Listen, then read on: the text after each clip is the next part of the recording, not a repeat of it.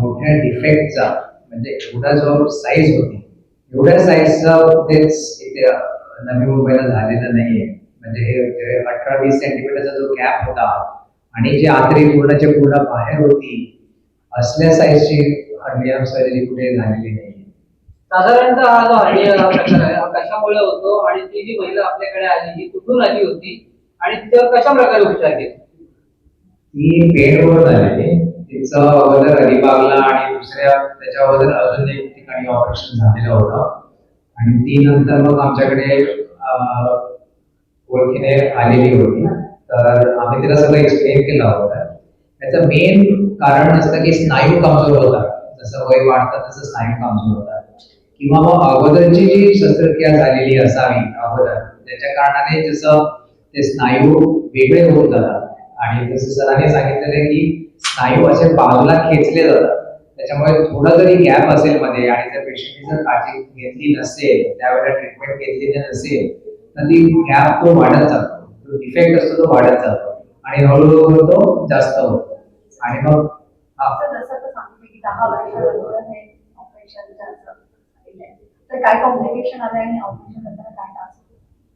Operation तेच सांगितलं ना की मोठा जो गॅप असतो ना मध्ये आणि आतड्या जेव्हा बाहेर असतात तेव्हा आतड्या आतमध्ये जर पोटाच्या आतमध्ये जर घालायचं असेल त्याचं व्हॉल्यूम कमी असतं, त्याला स्पेस नसते, जागा नसते ती.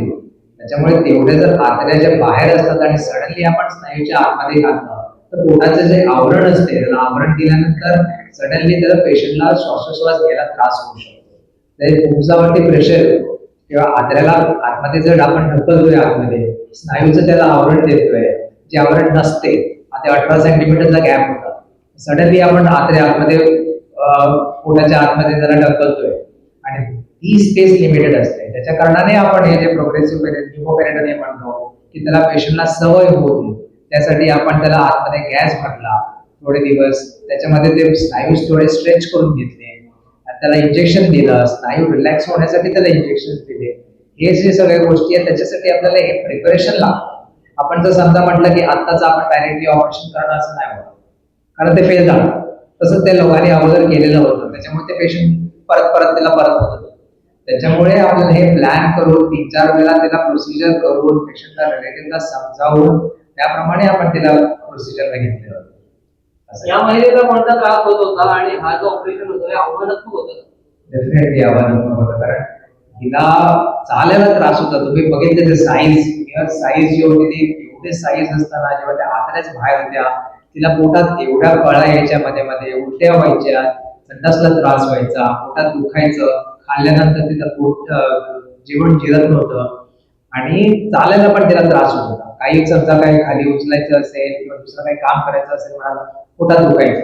त्याच्यामुळे पण तिला जेव्हा आपण आपल्याकडे आलं त्यांना आम्ही सगळं समजावलं की असं आहे की एका वेळेचा प्रोसिजर नाहीये कारण एवढा मोठा गॅप आहे. जेव्हा आपण सिटी स्कॅन केला तेव्हा आपल्याला समजलं की 18 सेंटीमीटर जो गॅप आहे तुम्ही विचार करा 18 सेंटीमीटर तेवढा गॅप होता आणि त्याच्यामधून ती आतड्या पूर्ण बाहेर आल्या आणि याची जी साईज होती जवळजवळ ते पोटाची साईजच बघितलं ना तुम्ही जवळजवळ 30-40 सेंटीमीटरची ती एवढी ती जागा होती जी आतमध्ये पूर्ण आतड्या बाहेर होत्या पोटाच्या बाहेर होत्या ऍक्च्युअली आणि तो तेवढा 30-40 सेंटीमीटरचा जो आतड्याचा जो घेर होता तो पूर्ण पोटाच्या आतमध्ये घालायला तेवढं व्हॉल्यूम पाहिजे कारण पोटाची साईज शेवटी कसं असतं आता समजा प्रेग्नंट लेडी आहे ते त्याचं युट्रस हळूहळू वाढतं जेव्हा ते हळूहळू वाढतं तेव्हा आपल्याला स्पेस तयार होते स्किन स्ट्रेच होते जवळजवळ हळूहळू जसं होतं तर स्किन स्ट्रेच होतात पण ते स्नायू पण तसे स्ट्रेच होतात. आता प्रेग्नन्सीमध्ये काय होतं की ते सगळे स्नायू असे पूर्ण वेगळे होत जातात.